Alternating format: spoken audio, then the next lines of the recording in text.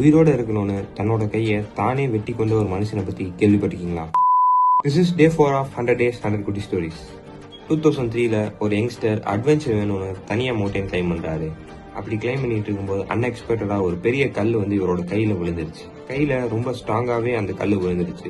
இவர் வெளியே எடுக்க ரொம்பவே ட்ரை பண்றாரு, ஆனா முடியல. 1 மணி நேரமோ 2 மணி நேரமோ இல்ல, கிட்டத்தட்ட அவரு 5 நாள் அந்த கல்லை இவர் கையிலிருந்து எடுக்க ட்ரை பண்ணாரு, ஆனா முடியல.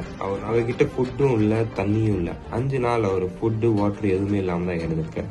அதுக்கப்புறம் ஒரு ஹார்டான டிசிஷன் எடுக்கிறாரு. அவரோட கையை வெட்டி எடுக்கணும்னு முடிவு பண்ணார். அதே மாதிரி அவர்கிட்ட இருக்க கத்தியை வச்சு அவரோட கையை கொஞ்சம் கொஞ்சமா கட் பண்ணி எடுத்தார். அப்படி அவரோட கையை கட் பண்ணி எடுத்ததுக்கு அப்புறம் இவர் வந்த வழியிலேயே நடந்து போய் கொஞ்ச நேரத்திலேயே அவரை ரெஸ்கியூ பண்ணப்படுறாரு. அதுக்கப்புறமும் அவரோட லைஃப் முடியல. அதுக்கப்புறம் இன்னும் பெரிய மவுண்டன்ஸ்லாம் கிளைம் பண்ணாரு. உலகம் முழுவதும் அவரோட ஸ்டோரி இன்ஸ்பிரேஷன் ஆச்சு. இந்த மனுஷன் வேற யாரும் இல்லை, ஆரோன் ரால்ஸ்டன் தான். இந்த இன்சிடென்ட்டை பேஸ் பண்ணி ஒரு மூவி எடுத்திருக்காங்க. அந்த மூவி தான் 127 Hours. இது 2010ல ரிலீஸ் ஆனது.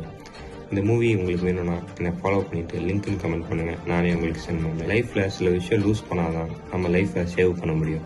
இந்த மாதிரி டெய்லி உங்களுக்கு இன்ஸ்பைரிங் ஸ்டோரி பார்க்கணும்னா என்ன ஒரு ஃபாலோ பண்ணுங்க.